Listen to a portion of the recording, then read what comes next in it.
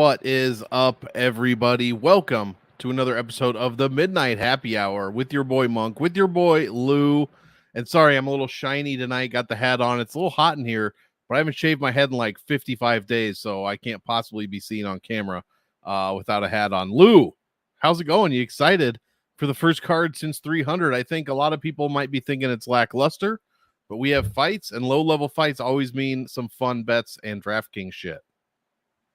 Yeah, I mean, now we're just getting over the fact that Ariane Lipski is now not Ariane Lipski anymore. She's Ariane De Silva. Who is it, De Silva? My name's Monk De Silva, by the way. I forgot to maybe say. It worked so well for Daniel Lacerda, that clearly, she wanted to do it. I like this card. I think it's going to be fun. I like that it's a daytime card too. Those are always, they're over by 10. Should be some violence on this card, and then next week's like massive sports weekend. Oh yeah, people. But I will talk about that. Actually, I'll just say it right now, and I'll give you my schedule at the end of the show. But Kentucky Derby's next weekend. Your boy over here might have hit the winner in all 3 Triple Crown races last year. Maybe might have made money. So I've already been studying it. I'm just waiting for the posts. We'll get that Saturday, and I'm goddamn ready to go. And I mean, gotta love this. Who's your team? A Bears fan or no? Let me know in the chat what team you are, Juicy. He's definitely. I mean, I'm a Giants fan. I'm really glad we didn't take that honky. That can I say cracker ass cracker on air? Am I allowed to say this? Pretty sure. The Bears.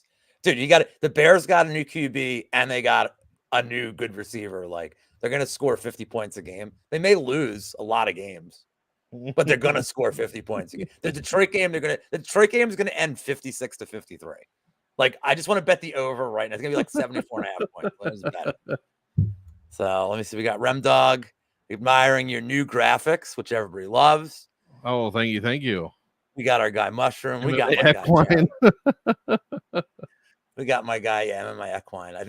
I'm all for it. We got my guy Jared in here. Thank you guys for joining us. All right, Monk, do your thing. Let's get into it. Some interesting fights, 13 fights, and a couple short notice replacements here. First off, we've got Mahashate taking on Gabriel Benitez.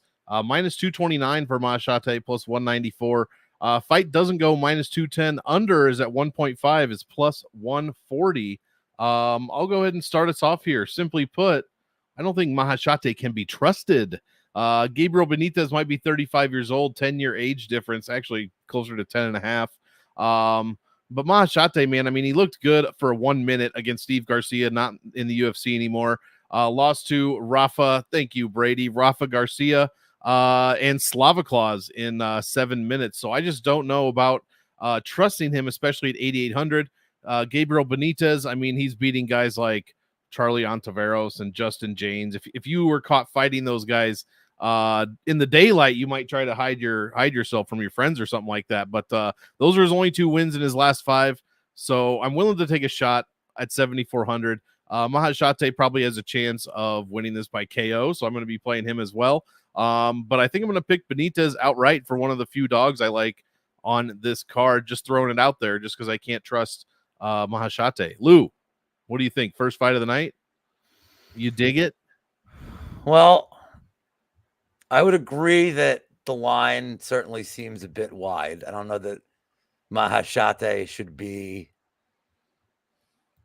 this big a favorite. It's weird. I'm looking now and like, it's the only fight that my one book doesn't have any props for. It's really odd. But it's really messing up my prop show. And the long top fight, but I understand that. Well, that'll come out tomorrow, I'm sure.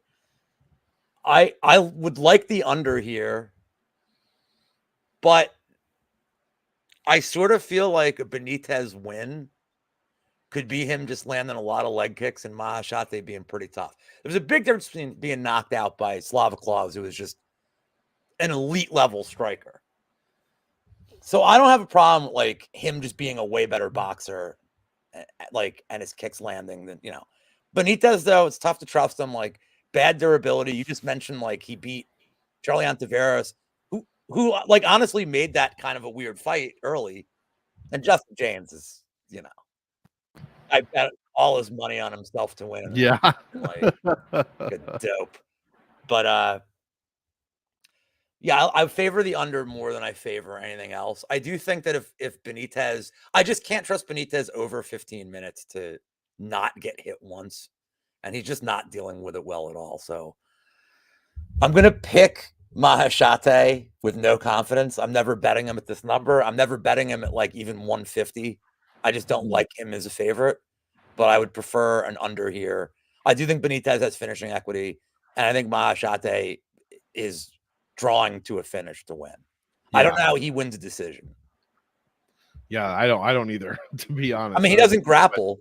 So if he's won a decision, it's 15 minutes on the feet, which means he landed 70 or 80 strikes. I don't think Benitez is taking 70 or 80 strikes here. So I think if you like Mahashate, you bet his KO prop. But it's an interesting fight. Very true. Speaking of interesting fights, yeah. Aaron. I got the right show, the wrong thing. Right. Fudge. Yeah. What's his name from Penn State? Hingle McCringleberry. There you go. I can never think of one on the spot. So more power to you. Speaking of interesting fights, the people's main event. I don't know if Brady's still in here. That's why he's in the chat. There's the only reason Brady's in is for this. We've got Ivana Petrovic minus. I mean, this is almost laughable, Lou. 550, second most expensive fighter on the card as far as DraftKings goes, taking on Liang Na plus 400. Minus 350. Fight doesn't go to decision. And this is a 1.5 round over under at plus 105, minus 135 is the over. Lou, why don't you start us off now that Damare is able to pay attention? I know that Liam likes to say his chat is the sharpest in the game. I beg to differ. I agree. Especially when Steve Gregory gets here. Just throwing nonsense barbs, like then I know. Oh, he's already here. He's just cooking up first. He's got to cook for a little bit. Oh, I know he is. Or he's asleep. He might be asleep. So, I mean, if you're betting, first of all, if you're parlaying Petrovic, stop watching the show. Go. I don't want you here. Like, don't. If you want to, I mean, we talked about this on the DFS show. The Liang round one's like fine. I don't think it's like a horrible play. I honestly don't. Petrovic is nothing special. I don't think her grappling's anything special. Her striking's not great. I think Liang can just come out and like be aggressive, spew her 4.5 minutes of cardio, and that'll be that.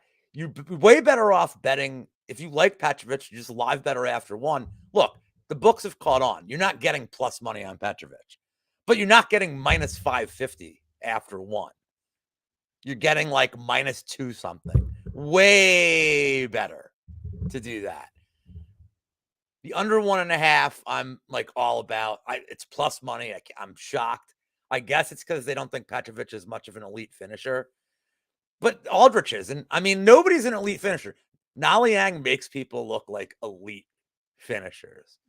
So is it me or do your graphics they're making everybody look more radiant? I mean, I think it's probably Na Liang in this case, to be honest. More scrum-trelescent. Right now, yes. I just clicked the scrum trelescent setting actually on Photoshop. I'm gonna say that I would rather bet Na Liang round one than any Petrovic props. I saw like Couch and whoever was on and this is not an insult to anybody that bet this. They have Petrovic round 2, round 3, and I get it. Dude, a round 2 is plus 330. Like I'm never betting a round 2 prop at plus 330. I don't make that's awful odds and I get it. Like you're betting it predicated on Liang being dead. But 330 is bad for a second round prop. So I get it. But yeah, I'm gonna pick Liang round 1. I'm gonna Oh wow. I'm gonna go for it. Maybe because Brady's here. But maybe because I just don't think Petrovic is good. And I don't think she's going to Luana Carolina is not the definition of pressure. And she didn't really like what Carolina was throwing at her. What's she going to do when Liang just like bull rushes her? Like, she's going to hate it. And she's probably going to get takedowns here. So we'll see. Yeah, for DraftKings, you are not a real American. Yeah, that's true. That is true. For DraftKings, I think this is a great fight to play. I mean, one of these girls is going to sleep probably early. I think on Prize Picks, the over-under for time is like 9 minutes. I'd be shocked if it went that long, to be honest. What Na Liang's gone to 1 decision in her entire career. Is that right? 17? No, that can't be right. It looks like 3 decisions. I don't know. So a very small number. They're all made up fights, dude. They are all made up. It's literally all made up fights. Like Wilf Wars in China or some shit like that. There's a Russian version of her that's like 28-1. Yeah, Tapology says like there's like a red exclamation inside of a triangle. Can I, Brady? Don't, because you never know. Maybe like in a few years, she has a daughter that looks exactly like her, and she starts fighting. You'll regret that you threw away that. That's true. Never forget. You will regret it. Never forget. Yeah. Yeah, I don't know. I'm just play some Na Liang for sure because her equity is obviously early. And we don't know if Petrovic is good. Actually, we know she's not good, but is she better than Na Liang? And play some of Petrovic, but I think there's other pivots that you can go to at 9,400 for sure. Is what I would say. Yeah, don't throw it in the trash. It's going to be a sad day. Next fight, here we go. That's not what I want. I said James Yontop, but Brady himself was pronouncing it Yames Yontop, so I'm going to go with that, taking on Taco Padilla. No props here, minus 440 for Yontop, plus 340 for Padilla, 8,200 for Yontop, and an unnatural salary of 6,900 for Padilla. I'll start this one off. Yontop's basically a free square. Padilla came in on super short notice. Yontop was fighting Gabe Green, who was 8,200 and 8,000. Green backed out, so Padilla is now here at 6,900. So Yontop's like minus 440. He should be priced at 93, 94, even 9,500, and you're getting him as the cheapest favorite on the entire card. So don't overthink it. There's a ton of value here, and just play Yontop. Basically every lineup you have should have just start with James Yontop in it, and go from there. I mean, Chris Padilla, maybe don't get too cute here. Just there's a ton of value on Yontop. Lou, what do you think about this one? Yeah, I mean, I'm not like super impressed with Yontop at all. He's okay. Even on the Contender Series, man, like he should have finished Malik Lewis, and like it was just kind of a weird look that I'm actually surprised he got the job. Like, it was a good fight, but he really should have put him away.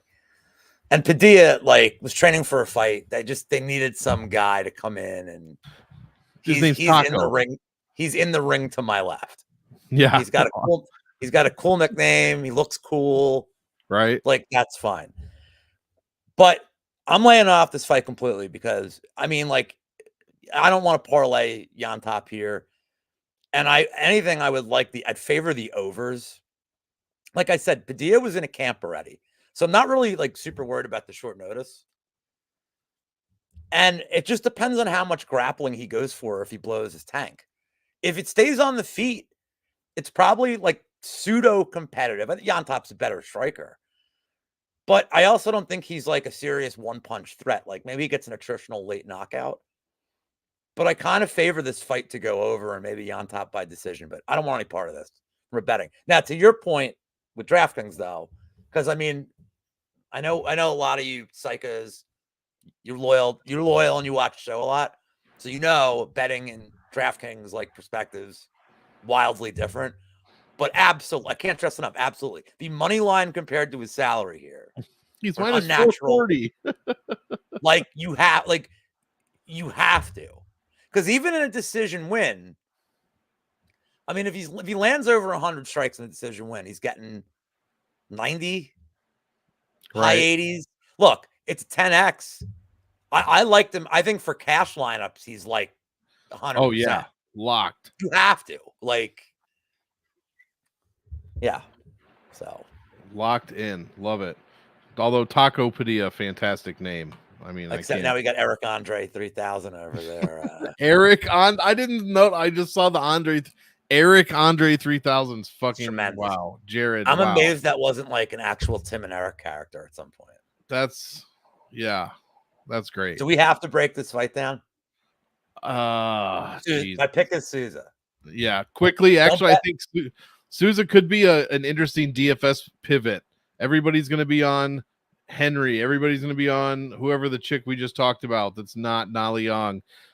This could be an interesting pivot if man just gets beat up for 15 minutes straight. That's my breakdown. There we go. Oh, Jesus. We have to break this one down. Kyle Machado taking on Don'Tale Mayes, wanted in 14 states for humping another man to death. Minus 119 for Machado, minus 101 for Mayes. Fight doesn't go plus 110, under 2.5 plus 140. Lou, why don't you start us off here? Love that Justin knows that show. Nice. Jefferton Alive. Do you know that show? I know of it. I never watched it. I mean, this is going to be more interesting than, not that my life is interesting, but it's going to be more interesting than this fight. Forever ago, this girl I dated for years, they put it on, like Adult Swim just used to do random shit. Oh, it was the best. Oh, it was the best. So they had some episode on. So it's drawn in like white and blue. I forget what the technique is, but they take the animation and they do something in Adobe. So it's like white and blue. It's really much of Tim and Eric's comedy. If you guys have ever seen it, it's very awkward. It's very off-putting. You watch your Netflix thing. I think you should leave now. Oh yeah. I would consider that awkward, uncomfortable. Absolutely. Comedy. Yes. Okay. So Tim and Eric in general are very awkward and uncomfortable comedy. Oh yeah. So Tom goes to the mayor. It was really, and so this girl I'm dating at the time was like, I don't like this. She's like, it's actually making me physically ill. And I'm like, I think it's pretty funny. And then I'm like, it's only a 15-minute episode. Like, she's like, I don't know if I can even. So then they put something on the screen. It's like somebody just wrote in and said, you should run this all night. They're like, so that's what we're gonna do. She's like, I'm going to bed. Like, fuck you. She's like, because you're gonna watch it. I know you. And I'm like, well, it's kind of interesting. Yeah. I mean, they're running it all night. What am I supposed to do? So, all right, I guess we should talk about this fight. Oh, guy's got like Louis Vuitton tattoos on him, man. Do we have to? Yeah, because we got to make a pick for this monster fight. Because I mean, there's a very obvious bet that I have here. Oh, all right. For fans of the program. Yep, I'm loving it. Low-level heavyweights, check. Yep. Lefty versus righty, check. Yep. This is one of them humped a man to death. This is your yam bag special, and I actually didn't even see it when the week started. I went on VB's show, and he goes, "Shouldn't this be the yam bag play?" And I was like, "Oh man, like yeah." And then Wiz sent me a message. He's like, "Are you doing yam bags for Machado and Mayes?" And I'm like, "How the fuck did everybody see this?" And I mean, he's like, "Well, remember, you gave me your certificate saying that I'm a graduate of like." Right. I did. I'm like, I did. I'm like, man. I said, you guys have surpassed. Like, man, I'm losing it, man. The student has become like the teacher. An obvious foul, like in this fight. Like, don't you like if you're gonna watch this fight and have money on it? Don't you want to just root for like the most egregious meme shit ever? Oh yeah. You're not rooting for a side. There's no like, what's the ceiling of the winner? To die to like whoever the winner of this loses to whatever heavyweight wins on, let's say, week 4 of the Contender Series this year. Just guessing. Whatever low-level heavyweight wins in the middle of the season faces the winner. And the loser goes and fights like fucking Roque Martinez or some shit. I don't know. Love this. I refuse to. I don't care about Brian Twitch. I refuse to make a pick. Refuse to make a pick for this fight. Yeah, this fight also seemingly sucks for DraftKings. Don't be fooled by Don'Tale Mayes' like scoring. He put up 124 when he did hump Josh Parisian to death. Other than that, we're at like 90s, we're at 80s. It's nothing crazy. You would think a fight between Bigfoot and Kong would be good, but this was one of like 2 fights I could find to basically fade this week. So I'll probably pick Machado, but Jesus, this is gonna be an awful fight. Yeah, loser gets to fuck off. Also, winner gets to fuck off, Jared. By the way, so he's got a fight next month for a couple of weeks, right? Who's he fighting? Waldo Acosta? Cortez Acosta?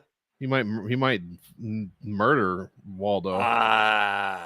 Waldo might I piece don't him up, know, though. man. Waldo, Dude. well, it's gonna go one of 2 ways. Obviously, Waldo will get murdered, or he'll last 3 minutes, and then Despaigne will be done for. I mean, Acosta's never been finished, dude. He's pretty tough, and he ate a ton of shit from DeLima, like, and he looked good in the 3rd round of that fight. Yeah, I don't know. I think he can. Like, do we have a line on this? On Robelas? I gotta look this up. It's May here.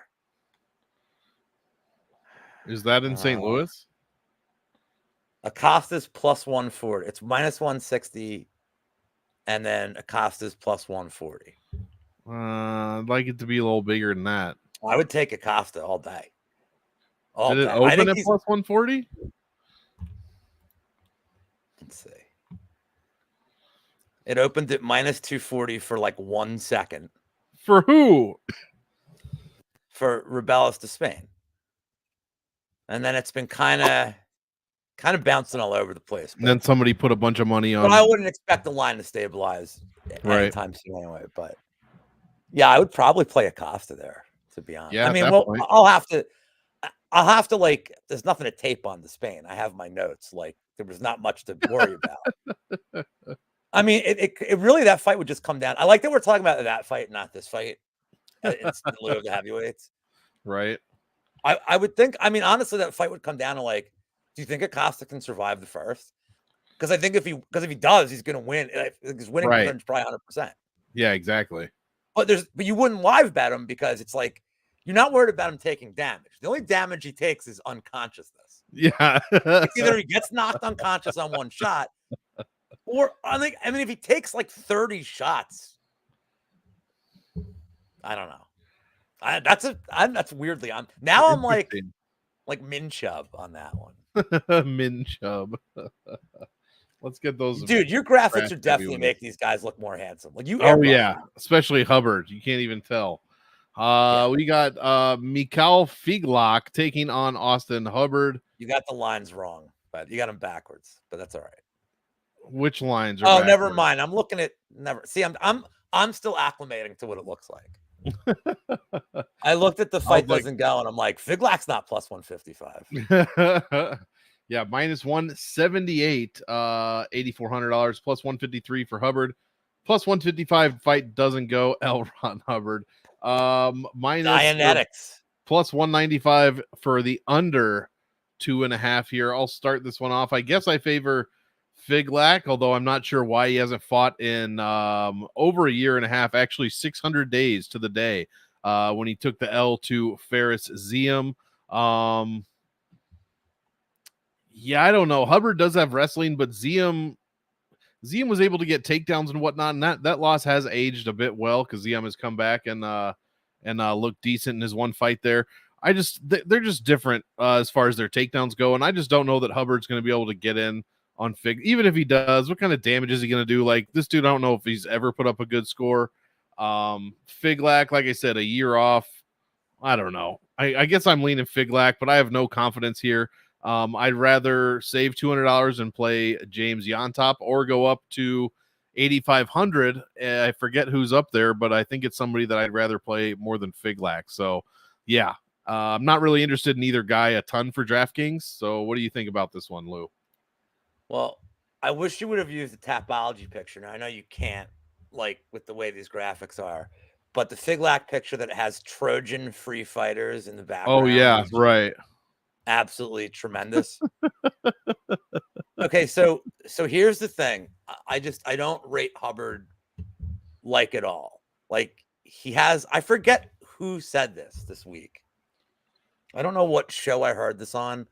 I feel like Pepe said this on Monday, that Hubbard got his nickname Thud because that's what his leg kicks sound like in the gym. That's literally how he got his nickname. That's what all fucking leg kicks sound like in the gym. Like then shouldn't Tong Po's nickname be like Thud? Wow. The guy's like rattling a fucking building. Yeah, right. Like the building felt pain. So here's the thing. Just as a general rule of thumb, I don't like betting pretty decent favorites. Like, Figlak's closing in on like, minus 180, we'll call it. I don't like betting favorites like this that I feel fight on close margins. And Figlak, even against some kind of mid-competition Cage Warriors, is like, I mean, he's winning decisions, but it's small margins. It's not super impressive.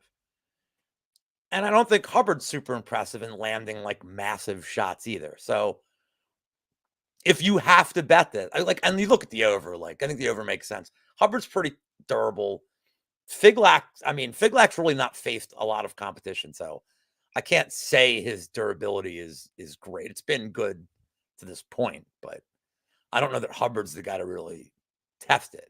So you see the over here is juiced. I mean, if you need to make a bet here, I'd always side with the dog in a fight that I think is close margins, but I'd rather just bet the split decision, which I imagine is going to be like,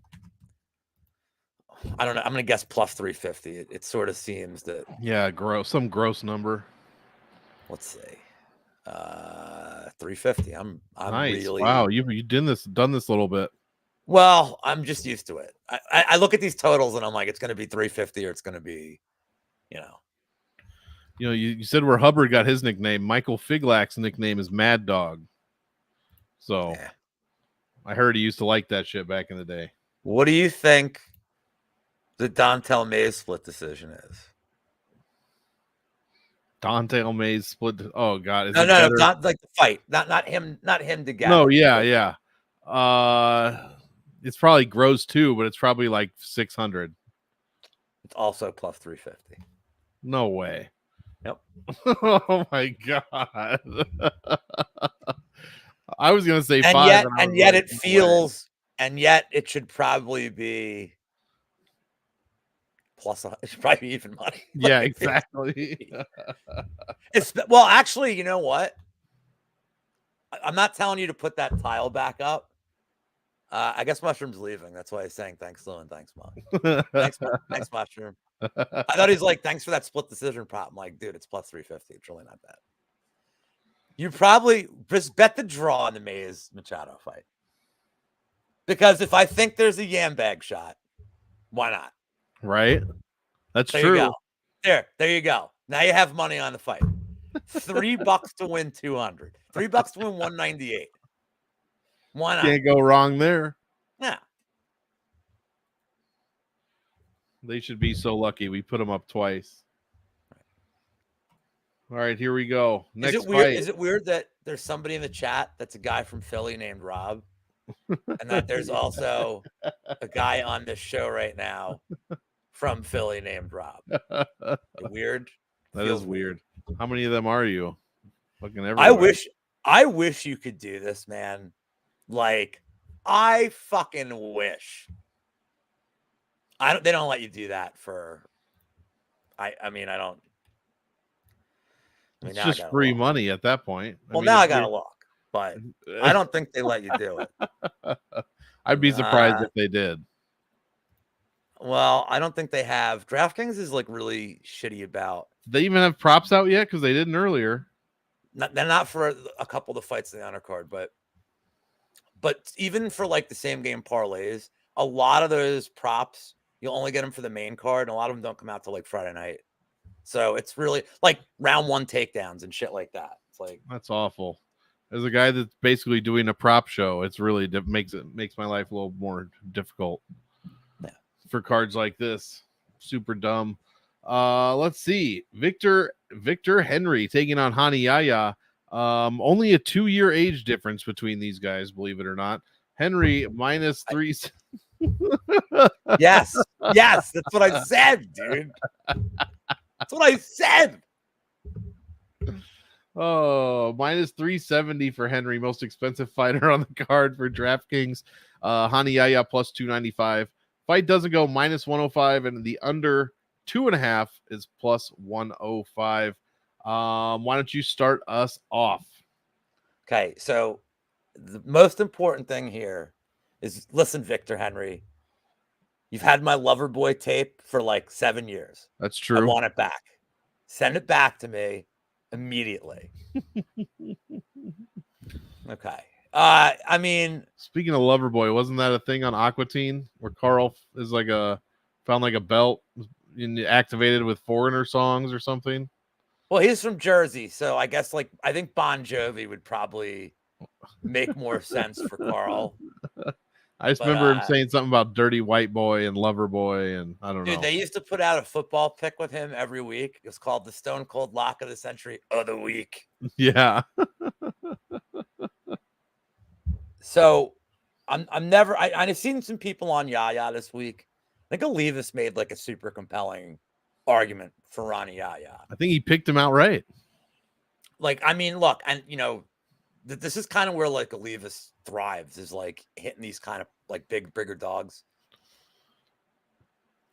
The problem I have is like, I think I said to fade him on the DFS show, to fade Henry. It's weird how this fight's going to play out because, you know, what's Yaya going to do? He's going to just try to guard Paul or lay on the ground, and like either Henry just kicks him, like just is content to kick his legs and score points, or they keep making Yaya get up and he just doesn't really want to engage. And I know Henry's not like a big finisher, but if this thing's on the feet for like 10 to 12 minutes, Henry's probably knocking him out. But I kind of feel like Yaya is just going to be like, I'm like fighting not to lose and get finished. And Henry wins a decision here. I was actually shocked this total was where it was, because I would favor the over.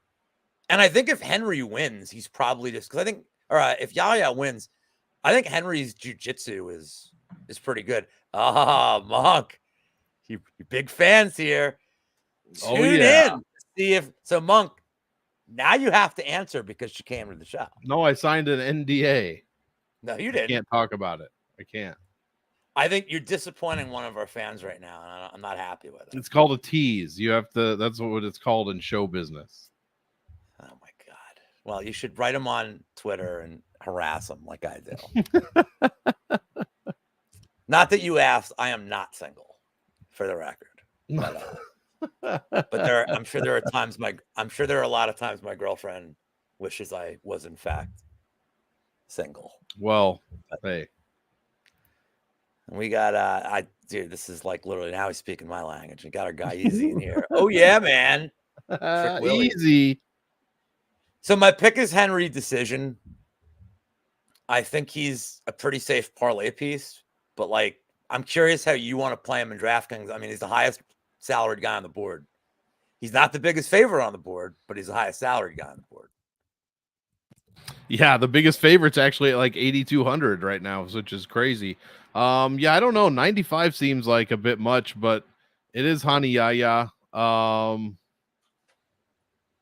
6,700 though. It is intriguing, I guess, but I don't know. My big thing is Henry in the past couple of fights, 5 strikes a minute against Basharat, 10 against Gravely, 4 against Asuncao, 12 against Barcelos, and Yaya just doesn't allow any strikes at all.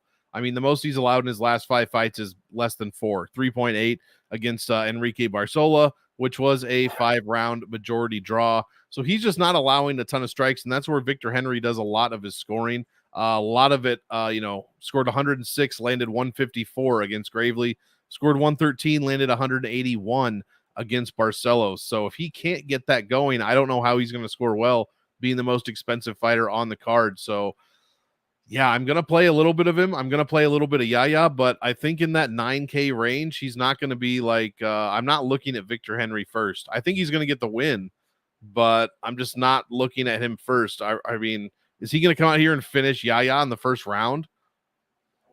I would say probably not. So I'm not, I'm interested in other people. compared to Victor Henry this year. Also, Is- or this card. Also, he just walks around flaunting that head of hair like that. Like, fuck you, Hold on. buddy. Is you being interested in other people a response to this? Is it a hidden response to this? No, there's no hidden response. Jessica, I'm Just on working Twitter. for you here. I'm trying for you here, man. I don't Not gonna know. work. It's not gonna work, Lou. I'm gonna wear you down. I'm like psoriasis, dude. Eventually, you just get used to it. Oh God, you give in. Just scratch it nonstop. Next fight, yeah, exactly. Euros Medic taking on the Dirty Bird, Tim Means, -290 for Medic, +245 for Means. Fight doesn't go a fantastic -240, and the under 1.5 is +110. Yeah, great fight for DraftKings. Just play this fight.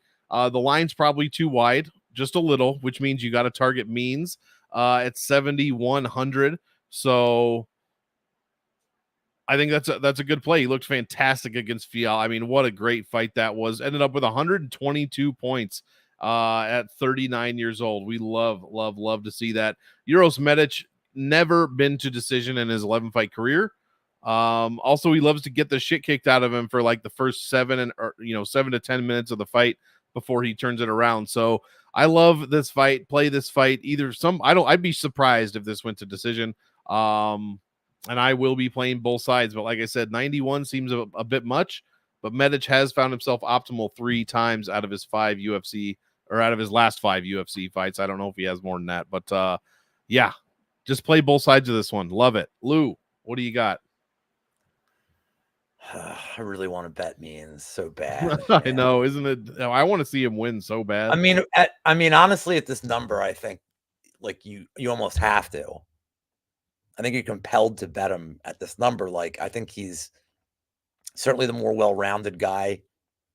I mean, I think the Morono fight's kind of an interesting, weird comparison here because the first round of that fight Means won, and it was all on the feet, and it was Means just landing every shot he wanted to.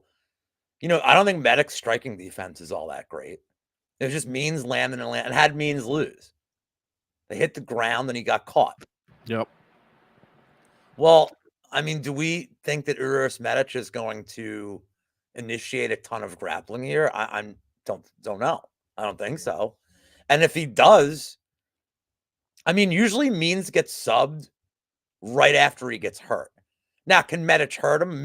A million %. And that's obviously the concern. Means is 40. Obviously you're getting diminished returns now at this point in his career. And he's taken a decent amount of damage too. Like, it's not like this isn't Bernard Hopkins at 50 who like really hadn't taken damage as a boxer. I mean, it means he's had a long career. He's been in tons of wars. So I'm going to pick Means to vet lesson Euros Medic. The bet that I like here, because the under at this point, I mean, it's just not for me. I think Big Steve got the under 1.5 at like +150 when it came out. So I didn't hate that. I think Means has finishing equity here. I absolutely think he could catch Medic in something. Medic is sloppy. But the pick for me is Means scorecards only. It's +110 if it hits the scorecards. Okay. I think if it does hit the scorecards, it means vet lessened them. So, yeah. I'd love to see it. I also don't think Medic is like a good first round guy. So you got to feel like Means probably can win the first round at a decent clip. So just give me a round at the bottom. I don't know. We'll see. Like I said, I mean, Means is still kind of all right. So we'll see. Definitely. I'll be rooting for him. Now, one of the worst tattoos in the UFC. Looks like a lit cigarette. I know it's not, but that's what it looks like. JSP, Jonathan Pierce, -146, taking on David Onama, +126. This fight is -200 to finish inside the distance.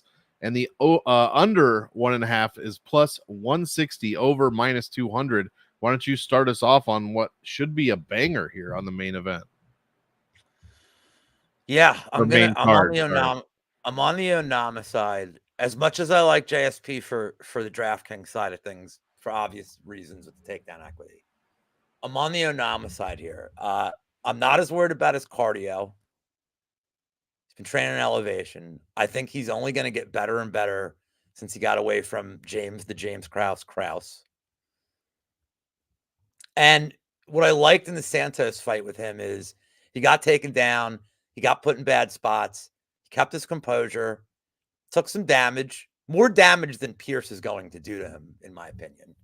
Pierce has only ever looked like a world beater with strikes against Elkins. He looks like a world beater as a grappler, but in terms of just a strike, and Elkins is just there to be hit. I love Darren Elkins, but dude's just there to be blasted at this point. I hooked up. I got an appointment with his tattoo artist next week. Yeah. I got high hope. Not to be confused with finger blasted, by the way. So I feel like Onama, this fight does belong Hall of Fame, and I had a nice Landwehr ticket on that card. That was one of my better cards. I think that was a card where Cachoeira knocked out Lipsky. Oh wow! In like a minute. So I gotta think here that Onama could be losing every minute of this fight and then wins the fight.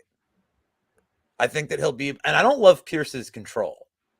Like, he seems to lose control. The C-Rod fight where he gassed out in the third, like the one time he gassed out, was because C-Rod kept fighting him and kept making him change positions and kept making him really work. I kind of think Onama can make him work on the ground. I don't think he's just going to lay there and accept being on bottom. He's going to make him work. He's not really throwing up a lot of subs, but he throws up strikes, and dude hits hard. And I mean, like I said, there was the Mason Jones fight. That was his short notice debut. Yep. I mean, he looked good in the third round of that fight. And now, again, that was short notice up a weight class against a guy who just took him down 7 or 8 times. So I think Onama is going to be there. And on the feet, this is one-way traffic to me. So if Onama's takedown defense has improved at all, to the point where he can at least keep Pierce off him for short spurts, I think he can land big shots here. I think he can get Pierce out of there. So I like Onama, and I like Onama by KO. I think Onama only wins a decision if Pierce shows like some absurd toughness, and if he doesn't shoot a ton of takedowns. I just don't see how he isn't shooting a lot of takedowns. Right. And he's shown that's what he's here to do. So I favor Pierce to win a decision if you like the Pierce side. Onama's really tough. Are you saying he's like Rowdy Roddy Piper? He's like, here to shoot takedowns and chew bubble gum? Yeah. But I favor Onama KO, and I see Daz, our guy Daz. I haven't seen him in a while. Yeah. I mean, everything he said is, this is what I'm here. He's definitely got the better hands. It's not even right. It's not even competitive in that, but I think as long as I don't worry about Pierce hurting him or gassing him out. Like, he's got 15 minutes to get for Onama to like land a few shots. So yeah, love the plus odds we're getting. I wish I'd gotten it earlier, but it is what it is. And that Mason Jones fight was also up at lightweight too. Yeah, and like on 4 days' notice. Yeah. So and with James Krause. Yeah, James Krause, I believe. Yeah, this is a high priority fight on DraftKings for sure. We got Jonathan Pierce, who, like Lou said, wrestling. He's going to mat return you up and down, up and down. Onama has been taken down numerous times in numerous fights, twice, 3 times, 8 times against Jones. That just says that he knows how to get up, and Pierce can just take him back down to rack up those 5 points. We love that for DraftKings. Pierce is the #1 scorer on the card overall with points per win. So I love Jonathan Pierce. Love the price. 8,500, 8,600. Fantastic. What's up, Kiwi? Let me get Jonathan Pierce in my lineups. Yeah, we are, man. We really are. We love Oceania here on the channel. Except Big Steve, who I know is like awake right now, is just not watching. Right. Oh, he's watching. He's just cooking as well. Just waiting to figure out how to tear you down, Lou. Yeah, but David Onama, like you said, should win every second. This is on the feet, has a chance at a finish himself, and at 7,600, Very, very interested in that as well, especially since he scores well when he wins. 115, 100, and 112 in his 3 wins so far in the UFC. So love this fight. High priority fight. I'm picking JSP, but I'm rostering both sides and plenty of both sides. These guys total made the optimal lineup 5 out of their 10 last 10 fights, I should say. So fantastic numbers there. That's what we're looking for. Next fight, here we go. I mean, good God. Heavyweight banger with air quotes. Janata Denise taking on Austin Lane. Let's see, minus 284 for Denise, plus 244 for Lane, minus 900 fight to end inside the distance. Under 1.5 is minus 265. I'll start us off here. Most of the time when guys are 6-0 in the UFC and they're fighting a guy that has at least 1 or 2 UFC fights, I tend to go with the guy that has the experience. But in this case, the experience is like 65 seconds against Justin Tafa, not even 2 minutes total against Justin Tafa. So I'm throwing that out the window, man. Austin Lane's garbage. Give me Janata Denise. 9K is probably a good price. He probably finishes this in round 1. And you probably want that in your lineup. What does it look like if he doesn't get it done in round 1? It looks terrible. I don't know what it looks like, but it's going to be bad. So hopefully round 1, hopefully Lou will tell me that I should roster him and I should not be worried about this getting extended because Austin Lane is garbage. So yeah, unless Lou tells me otherwise, that's how I'm planning on playing this. So what do you got for this one, bud? Yeah, I'm going to give you the square bet. I'm going to take Denise round 1 KO here. All right, I don't like anything about Lane. No, his kicks. He doesn't set up his kicks. The one against Tafa like is the epitome of everything I've seen from him, where he just hands down, chin up. But he wound up a head kick from like 10 feet away. Yeah, and he fell over. Because it was like the most predictable kick ever. And then he got popped coming up. And I think Denise is certainly, I think he's a way better boxer than Tafa. I don't know. Tafa has like insane power. I don't want to say he's more powerful. But in terms of technical boxing, Denise is way better as a striker. I don't think Lane, like the one thing I hear people saying is like, Lane could go to takedowns. And like, we haven't seen Denise's takedown defense tested. Lane isn't going for a takedown.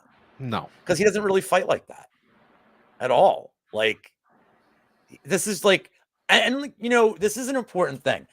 Years and years ago, not even years ago, I feel like 4 or 5 years ago, Monk, you'd see a guy come in, got a kickbacks in background, 6-0 with a bunch of explosive knockouts. And we'd be like, nice. We even saw it like the Spain. People are like, oh shit, nice. Now you get these guys and they go in the contender series and all you hear is like, can't wait to fade him. Can't wait to fade this guy. And it's like, dude, maybe he's really good. Like, not all of them are fades. He looks like he's pretty durable. He's been at decisions in kickboxing. Like, I know there's no wrestling involved, but like his cardio looks good. I love his hands are in the right place. Like the dude looks like he's just a lot better than I think people are giving him credit for. And I feel like in hindsight, he should have been like minus 1,000 here. So yeah. I think he just fucks Lane up. I would even consider, you can't really do this, I guess, on DraftKings. I would consider the under half a round. Oh shit. Because I don't love Lane's durability. The only problem is Denise seems to take like a minute or two of just kind of like, let me get my distance, let me get my reads, and then he goes to work. So you might be sweating it, but I think he only needs to hit him once or twice. So, and in this picture, it looks like you attach Lane's head separately to the body. I don't know why. It does kind of look like that. Have you seen the guy on? Well, this makes me sound like an old man, but I'll just say the guy on the internet who has the red shirt and the chain, and he's like, "Oh, I'm walking here. Where's my fucking gabagool?" Have you seen that guy? He looks exactly like Janata Denise right here. I mean, that's this guy. Where's the fucking gabagool? That's Denise. So I'm gonna bet on that guy. I just that's what I'm gonna do. Next fight. Here we go. It's like even money for that, or close to it. Right. I mean, honestly, I'd be sort of fucking surprised. And I like, as far as this goes, I get it. I think what Denise does well is everything that Lane does wrong. Like, that's the only reason I like this line the way it is. But I get it. And he's making his debut. Like, trust me, I get it. I just think Denise is a little better than people are giving him credit for. And I think that Lane is so fucking bad, man. Yeah. Like, he's really bad. Dude, that, like, keeping your hands low and having huge reach, that works in the regionals against, like, 4 and 8 guys. It barely works for like kickboxing. Michael Venom Page. Like, yeah, but Michael Venom Page is an elite. I'm saying it barely. I'm saying it. Yeah, right. I'm saying it barely works for him. Yeah. Well, he keeps his hands like, but he's doing it to like bait you in. Right. So I'm saying Austin Lane, a significantly less skilled purse fighter, is not gonna. Right. He should not be doing that. No. All right. Karine Killer Silva taking on Adiani. I was just informed that her name is De Silva, like literally right before the show started. Minus 150 for Karine, plus 130 for Adiani. Minus 180 fight doesn't go. Don't often see that in women's flyweight fights. Minus 150 under 2.5, plus 120 over. Why don't you start us off? Actually, yeah, you start us off with this one. So this is the one. This is the tricky one. So I like the under. Let's get that out of the way. I think you play, if you like the Karina Silva side, you think it's early, or you think she gasses and Lipsky can take over and get a KO or even a sub if Silva's shooting bad takedowns. This is the fight where everybody's been on the Karina Silva side, and I feel like I've just been listening, and this is where I've gone wrong lately. Is I'm like, I shouldn't be in Discords, man. It's like I hear too many opinions of people that I know are smarter than me, right, about this, and then I'm like, so I go away from like my instincts and I go away from what my eyes see. So I'm not going to do that this week. I like Lipsky from the jump. There's an argument that on the Lipsky side that she hasn't faced people that are going to really test her takedown defense. Oh, I mean, a fighter said she's going to finish somebody round one. Well, I've never heard that before. Gee, I will check out the interview though. I was going to say something, but then I realized I'm promoting our shows when I was on Pub Sports Wednesday. So like, it's really only fair that they exactly get promoting it. It's really only fair. So here, well, I love Locker Room. I like Locker Room. So I do. Of course. How do you not? So definitely check out his interview. Like, as soon as the show's over, go over there. That's only fair to promote. If I'm not on the DFS show next week, I don't give a shit though. 1 week of free promotion. So here's the problem. It's not even binary. I don't love Karina Silva's entries. First of all, I don't love her boxing, but she's got power and it's improving. I don't love her entries on takedowns, and I think Lipsky may be able to stuff one. But if Silva lands on top once, the fight's over. And that's the problem. If Lipsky literally gets taken down and mounted, or just even I don't think it matters. If she's just controlled on the ground, Silva probably puts her away within like a minute of getting her down. But how does this fight look outside of the first round? I mean, she's definitely like, how do you not like love looking at her, right? Well, it gets bigger, obviously, because it grows. That's how hair works between every fight, and she just keeps getting better and better.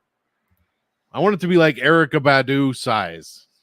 So the way I'm playing this fight is I'm playing the under, because yes, I give Silva a ton of finishing equity here, but I will be live betting Lipsky after round one. And there's a precedent for this because I didn't spend any money the last time when everybody and their fucking mother was betting Marina Moroz against Karina Silva. I'm like, why wouldn't you just wait to live bet her? It doesn't make sense. Like, wait till after the first round. If you think Silva's a round one merchant, just wait. And everybody's like, no, I'm getting good price on it. Well, what happened? Yeah. So I didn't spend anything because I never got to round two. Yeah. But I'm happy. But I'm happy. I'm happy that's how it played out for me. Like that's cool. I didn't lose anything.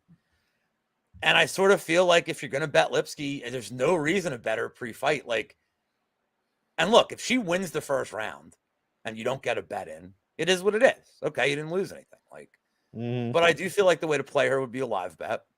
And I feel like this is going to be a way a lot of people are going to want to target against Karina Silva until she shows that she can look good late into a fight. Yeah, it's just scary to bet Lipsky pre-fight, knowing that like literally one takedown probably seals it. So I'm gonna pick Lipsky to survive. I already said I'm betting it, but the under would certainly be the preferred play here. Yeah, well, I mean, I'd rather take under 2.5 the same price as Silva money line. Like, I'll say that. Right. I mean, I'd rather have both sides on that one. Right.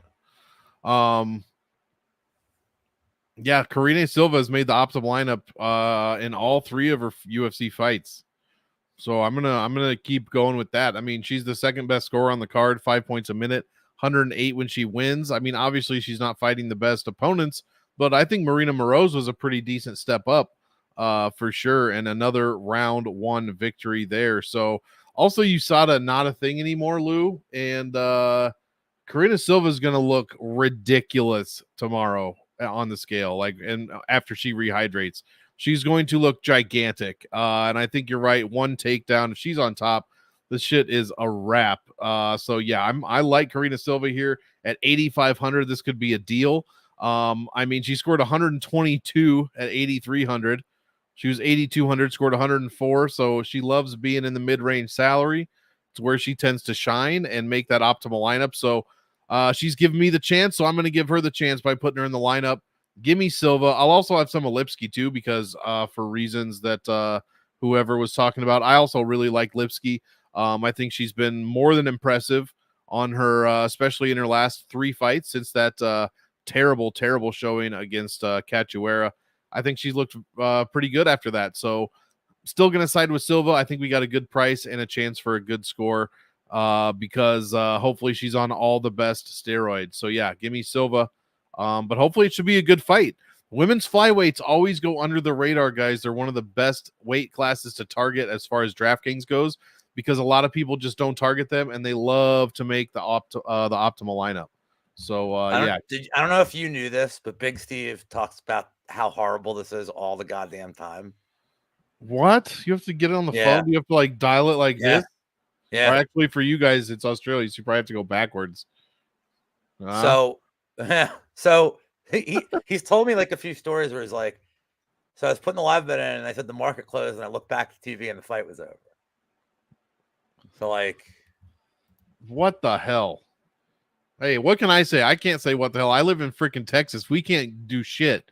I can't fucking do anything. I can't gamble on the horses unless I drive to goddamn Dallas, some place with a bunch of rednecks going to be betting on the horses. Not doing that, for the record. Next fight. Here we go. Look of intimidation from Ryan Spann taking on Bogdan Guskov, aka Anthony Smith with no eyebrows. Minus 195, 192 for Spann, plus 167 for Guskov, minus 1,000 officially on Bet Online right before the show for fight doesn't go to decision. The under 1.5 is minus 275. Actually, I messed up. Why don't you start us off on this one and you can finish the main event? I mean, I still think that under is pretty safe. Right? Oh, man. So number one, if Alex Perez pulls his fucking bullshit stunts like always, this is your main event, ladies and gentlemen. Yes, it is. I just want to make that clear. We already had this with Ion Kutayaba being in a main event. So who fucking knows, man? All right, look. I broke this down with VB, who I respect immensely. I broke this down with my boy Aaron a Dog and Just My 2 Cents, and I respect them immensely. And I broke this down on the DFS show with you, Weezy, and Brady. Another 3 people that I respect immensely. And everybody made very good salient points. Everybody's accurate. Spann's got a reach advantage, better strength schedule, naturally bigger, better striker, clear grappling advantage, clear submission advantage. And yet, this is kind of where I'm at. Like, I can't, like, I think VB, like I said, like, what would you really line Span at? I'm like, do you put him at 80%? And he's like, yeah, 75, 80%. And I'm like, I agree. And I get it. And mathematically speaking, if I think Span's 80%, I should take the minus 200. Yeah, right. But dude, I can't do it. And like, I even, like, everything I argued with VB, I'm arguing for Span. I'm not even arguing for the guy I'm betting on. Like, when Pauga landed some shots on Guskov, we took him down. And somebody was like, oh, Guskov has like decent getups. I'm like, no, dude, because Pauga just lays there. He's not trying to advance position. He's trying to do damage. So Guskov, there's no threat for him. So he can just shrug him off and give up his back and not give a shit because Pauga's not going to take it and work his way up. If he moves against Span and puts the neck out there, Span chokes him out. But then you go back and you watch the Walker fight with Span, and he went for like some weird choke, and he like fell over Walker, who like raised his arm, and now all of a sudden he's on top of Span. And I mean, I know Walker's been working on his wrestling, but like, come on, dude. He's not like no. So like, could Bogdan just meme him here? Especially if this is, look, if you have a bet on Span in the chat, like, I apologize for saying this. And if you have a bet on the main event, I also apologize. But like, if I could parlay Perez missing weight and that fight getting canceled with Bogdan round 1 KO, I would fucking do it. You could retire after that. And for anybody watching this doesn't believe me, I've literally bet a jizz tits parlay in soccer every fucking week. And it cashes. Every week I get messages. If I bet like a minus 150 bet for like 3 units, I will lose that bet 10 out of 10 times. But if I bet like a plus 1800 bet that's just meme names, no problem. Like, bang, every fucking time. Right.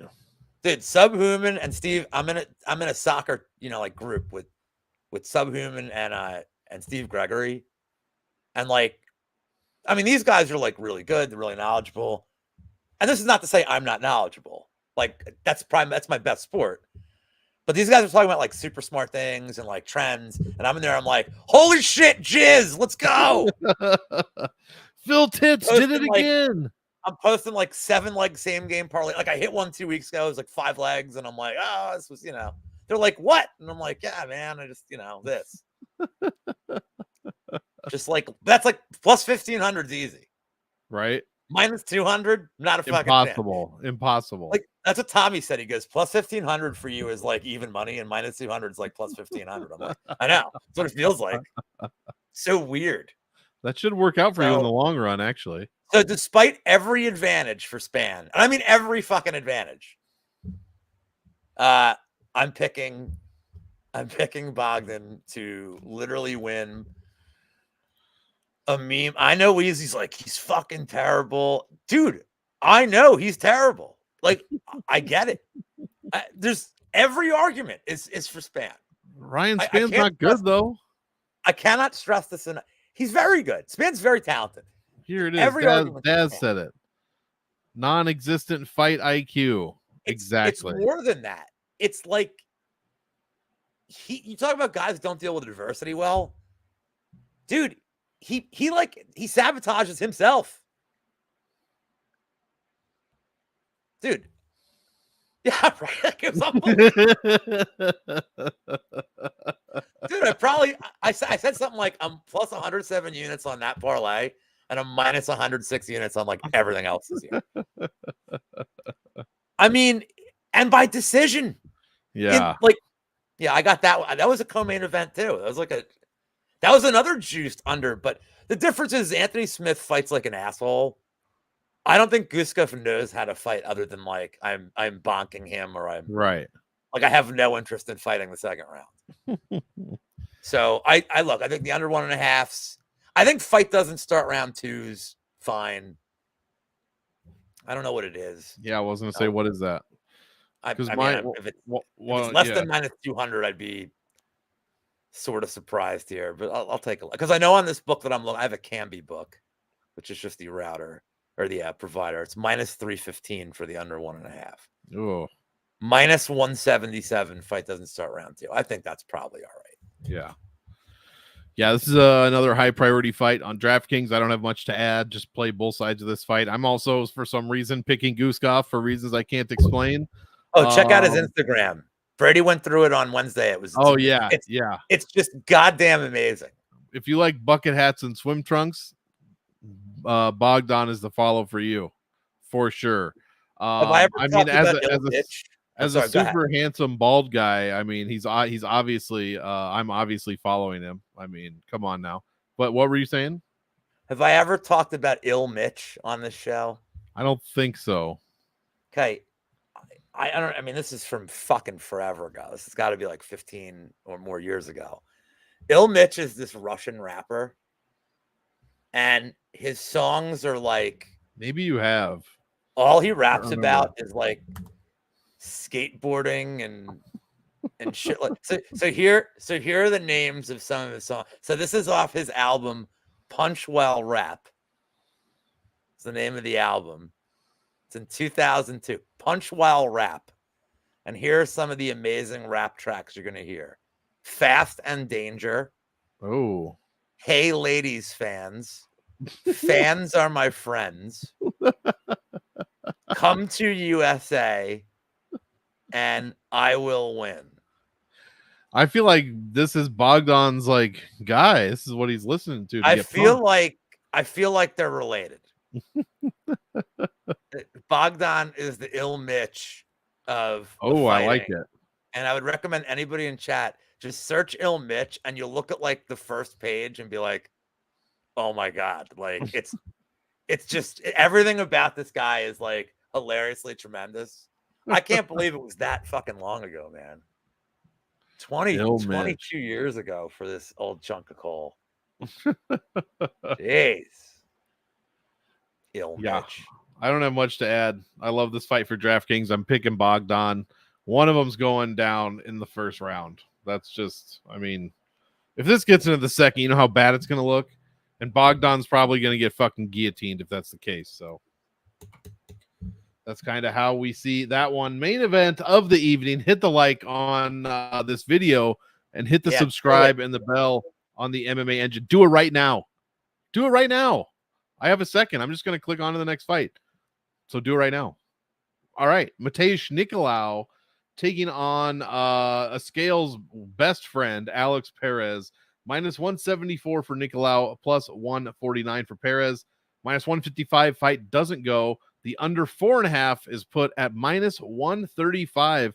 And Lou, that is exactly why I am excited for this one for cash games in DraftKings. I'll just stack this one up, baby. Give me 5 rounds of what should be a striking battle. Hopefully we get about 5 or so strikes a minute out of these guys. Probably not going to happen, but a boy can hope for such things. Not too many takedowns from either guy. I mean, Matheus has landed 4 in his past 5 fights, so we're not really looking at that. And only 1 for Perez, who was taken down a few times by Makayev. But if this does go to decision, I think this is going to be good for cash. You start your cash lineup with Yantop, Nicolau, and Perez. I mean, you're looking pretty good. You can pretty much go anywhere with that and get a lot of favorites because you're still saving a ton of salary. So, that's pretty much how I'm looking to play it. As far as my pick, I'll pick Nicolau. I'll pick him by decision. I want to hear what you have to say. What do you got on this main event? Take us home. I don't know what's that a reference to? Is that a person? I just searched it. Now I know what I'm doing. Is this another song by Ill Mitch? No, this is country rap. Oh, for fuck's sake. I can't with that. I mean, country rap. Do you know that's like pop country now? They're like, I heard a song the other day. And I'm like, he's rapping right now. And the person was laughing. I'm like, no, he's rapping right now. I mean, I'll give it a chance. I'm just going to promote this right now before I do the breakdown, because I realize people just want to leave because we're at the end. For those of you who want to care about the Kentucky Derby next week. That's right. I'm going to be doing 2 videos at least. So the draw, I'll do all, look, I explain, I'm going to do so Saturday, I'm going to do my initial thoughts, or Sunday, I'm doing my initial thoughts. They're doing the draw on Saturday. So on all the posts, my initial thoughts, more just high level, who I like to win, what horses I don't like who I like to be contenders, all that stuff, basic. And then later in the week, I'm going to go over the actual way I'm approaching the betting, my capping process, my thought process, how I'm able, the way I think you attack the race. And I did this last year. I won all 3 races. My process has been getting better and better. You need a lot of luck. Don't get me wrong. You have to get lucky, but still you're able to at least refine kind of how you want to approach the race. So I'm not an expert. I'm just somebody who likes to do it, but I've been following it for a long time. I feel like I'm pretty knowledgeable about it, but I explain it to people as if they've never bet on it. I just, unlike a lot of people that are on YouTube right now that are great, I'm not shitting on any of them because I watch them to learn, but I had a base of knowledge going in and they just kind of expanded it. So I like to treat it that if you're watching this and you've never been in a horse race, it can be incredibly intimidating to look at one of these racing sheets, have no idea what to do. So, I'm happy. I'll put the racing sheet up on Thursday. I'll click through it. I'll show you how I'm going about it. So really going to try to make it easy for everybody if you're interested. So that's I know I'm going to watch because I'm super interested. I know literally nothing about, I know what a trifecta is and exacta, and that's literally where my knowledge ends. Lou freaking killed it absolutely murdered it last year. So I'm excited for this. Yeah. So anyway, just wanted to put that out there. So this fight, this is tricky, man, because I think it's not going to happen still. I'm just not convinced.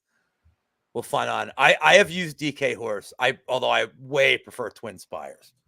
And Twin Spires, if you guys, by the way, I'm not going to put up a link. There's no reason to. But every year around this time, they'll double your money. You can deposit $25, they'll give you 50. It's just a 1x playthrough. They don't hijack your money. If you do PayPal, they pay the next within 24 hours. Twin Spires is really nice. DK horse is just fees out the butthole because they're not taking the bets. They're the broker. So if you're going to deposit, you pay $5.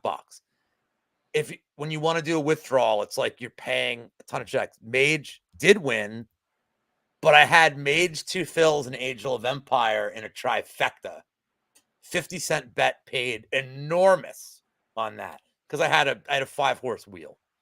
So yeah, I faded Tap It Trice. I took the stand on that horse, but we'll get to but that's for next week. But sometimes you got to take a stand against one of the favorites, and Tap It Trice was the one I was I just don't like this horse in this race, and I was proven correct on that one. But here's the problem I have is that Nicolau's boring as shit. Mm-hmm.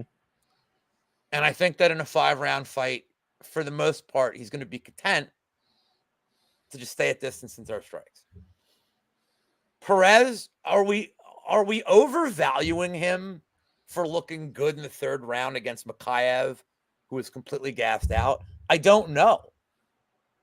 Because before that, Perez's career is so hard to evaluate. Look, man. Right. He's losing to champs. Right. Exactly. Losing in the 1st round of Pantoja. Okay. Never great to lose in the 1st round, but it's whatever it is. Losing the 1st round of Figueiredo. All right, less okay, but still, Figueiredo is an animal. Formiga wins a great win, but these are so long ago that he's a different guy, and he had so much inactivity and weird shit with weight, and that I don't know what we get from him here. I don't think either guy grapples. Nicolau's takedown defense is excellent. Excellent. And Perez's takedown defense is really good. Perez's mistake is when he spazzes and he goes for weird shit and he explodes and he leaves his neck out there. Yeah. I do favor this fight to go over. And I think, again, like I said earlier, if it's a fight with small margins, I'd favor the dog. I just think that's the way to play it. But I think the Nicolau sub is kind of worth a look here. Again, it's for two reasons. Is number one, Perez just loves putting himself, like, people like the MonkMMATics sub. It's not that he's a great grappler. It's that they know that this is what Tim Means does when he gets hurt. Right. And in this case, this is what Perez does. He puts himself in bad situations. His subs plus 310. I don't hate it for a 5-round fight. And Nicolau had sub attempts against Manel Kopp, who is way better and way more defensively sound. So I think the sub's live. It would probably come later if it happened. But I'm gonna pick Perez solely as a system play, and that a fight that if it's going to be on the feet for 25 minutes and he's going to be low volume and it's have close margins, I'd always rather have the dog. I have no confidence in this play. I will not be betting it. But if I had to, that's how I would bet it. And I'd probably take Perez decision, which is like a decent we go. Price. I think it's like plus. I closed my shit down. I think it's like plus 290, 300, something like that. Can even play Perez decision and Nicolau sub, and if either one hits, you're all right. But there you go. We did it, Lou. All 13 fights. I mean, coming off of 300, this fight could look like just a shitty card. The name value is not really there, but these fights could get interesting and they could be very good, especially for DraftKings, especially for finding some bets to make. So I'm liking this card. Very excited for a day card as well on Saturday. I think it's 3 p.m. Central, 4 Eastern. If I'm wrong, correct me. But be sure to get your picks and your bets and your DFS rosters in early. And yeah. Do you have anything to promote, Lou? This is my last show of the week. Props were not out for Bankroll or Bust, so we're just going to come back to 301 with that one. Gordo is going to be the returning champion. He's all done with his finals, so hopefully we'll be able to celebrate that as well. And we're going to have 2 other guests as well. Not sure who it's going to be yet, but we will know shortly. Do you have anything going on? No. Nothing at all. Well, the Horsey. I already promoted everything, dude. The Horsey, check out the Horsey videos. No, seriously, check them out when Lou puts out the Kentucky Derby videos. One Sunday or Monday, and then the real one Thursday. Perfect. Yeah, I'm excited for that. So yeah, I'll try to get into it this year. I may even cap the Friday races as well, the Kentucky Oaks, which I think it's all on Peacock and NBC. Is that like the NASCAR truck series of the Kentucky Derby? No. It's all there. No, it's different. It's different ages. Oh, okay. Gotcha. So these are the Derby is the 3-year-olds. This is the 2-year-olds, and I think they might be the old. No, they're 2-year-olds, I think. So, but there's always good races. There's good equity to be made there, and if you're gonna put money into a horse racing app, you may as well get fucking more than one thing. I mean, there's 12, 13 races in the day of the Derby too. But let's be honest, you're probably not gonna make a day, especially if you're here to watch fights. You're watching our video right now because you watch fights. You're not fucking betting horse racing all day. You could take here. You know what's I don't know. I'm sure we got a couple degenerates out there. So I believe the Derby is at 7 p.m. Here we go. This is a good comment. Yeah, it looks like. All right, I'll check. I'll Google it now and watch it after the show. Hey, so I want to give you guys kind of an idea. So this card starts at 4 Central. Oh God, I don't want to watch this, Lou. All right, go ahead. The race is okay. So the Ronnie Yaya Victor Henry fight will be either ending or will have been over for about 5 to 10 minutes when the Kentucky Derby starts. Okay. Because the first fight of the prelims or the main card is Means Medic. That'll be 7:15 Eastern. So you've plenty of time to flip over and watch it. It's 2 minutes. It's not. I mean, you don't need to sit there and watch I will have my personal haberdasher to make me the fancy hat. Nice. I may have to wear I may have to wear a fancy hat on the show next week. Now I'm thinking. I mean, I think you do have to wear a fancy hat. The deal I made with her was, I need you to make me a fancy hat, and in return, you can ruin the sombrero and like transform it into the fancy hat. There we go. It basically annihilates the sombrero for future use. I have more than one sombrero. She doesn't know, but I have several sombreros. Several. Dude, you buy them in bulk. Will I be drinking a mint julep? I mean, I guess I have to now, like for the show. Do you drink? I mean, did you ever drink them? I know you're not a drinker, but like, did you ever drink no, them? but I did enjoy gin and tonics. But isn't gin? Isn't it part of gin? I don't fucking know. No, it's bourbon. Bourbon. Syrup. Yeah, I never drink. No, I always hated bourbon and whiskey. Here's my problem. I love bourbon, but my favorite drink is bourbon with just bourbon. Like, I'm a Scotch guy, I'm a bourbon guy. Yeah. Like, that's why, that's why Wheezy and I have had this fucking argument for years. For years and years now with Wheezy. We argue about two things. How awesome Johnny By God Parsons is. Right. I know he's amazing and Wheezy's wrong.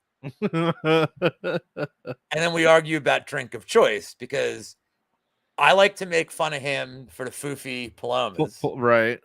Because I don't think grapefruit juice should be mixed with alcohol. And then he makes fun of me for like pretending to be a man and liking scotch. Now, would I drink a Paloma? Sure. Like, I'll drink a mint julep too. I don't need simple syrup. Right. I'll drink it. But I would prefer it if there was none of that other shit in there and it was just fucking bourbon. And this is going to be a problem if I go to the bar across the street. This is going to suck. And I'm going to leave everybody on this note about how weird Pennsylvania alcohol laws are. So if you want to look, do you know how much a liquor license costs? I don't know. It's state to state, but I can tell you state to state. It's expensive. What do you think a liquor license? What do you think a full liquor license for a bar costs in Pennsylvania? Oh God, I don't know. Just guess. $3,000. $250,000. What? What? Because there's a lot of liability and there's a lot of it's a shit and it's a fucking con. Now, if you run a tap room or a brewery that has a bar, now you pay $1,700. You pay. I do like Uncle Weezy has good choice in beer. I will say that. Now you pay $1,700 for the year, but there are rules. The rule is you can't be open past midnight, and most of these places close at like 9-10 p.m. at night anyway. And everything that you serve has to be Pennsylvania. So all your hard liquor, all your if you do like the seltzers, everything has to be a Pennsylvania-owned company. So you're limited. So the problem is the hard alcohol that this bar owns is from this company Boardroom. And it's like the worst bullshit alcohol you ever had in your life. So if they're making these drinks, you will taste how bad this bourbon is, and it'll ruin all of it. And it's going to be and they'll overcharge because they're like, well, we know. And I'll be like, come on, dude. Yeah, first fight of the night. This fucking guy. I told you he was in here the whole time. Well, Monk, I'm done promoting, so I guess it's time to go. That's right. I just want to say, whoever suggested, yeah, I know. I gotta remember to remove that StreamYard logo next time. He did one goddamn image once with Brock Lesnar, and he's like, "I'm elite. I'm elite." He's better than me, but whoever told me to Google mini thin, I Googled it on YouTube. It's funny. It looks funny. 2 videos, right, and then the subscribe. But the third suggestion is how to buy legal epinephrine in the U.S. Now I know I'm not Googling that, but that's not from me. That's not like a cookies-based thing, but I Googled mini thins, and that's the third thing that came up. So this should be, I mean, just a hill-tastic good time. So on that note, I'll go watch it. Yeah, I don't even remember. That threw me. I don't remember what I'm supposed to say here. For me, for Lou, thank you so much for watching the MMA Engine. Check with us next week. We do have a pay-per-view, ladies and gentlemen, UFC 301, and as usual, we want all of you to enjoy the fight. So enjoy, and we will see you in the next one.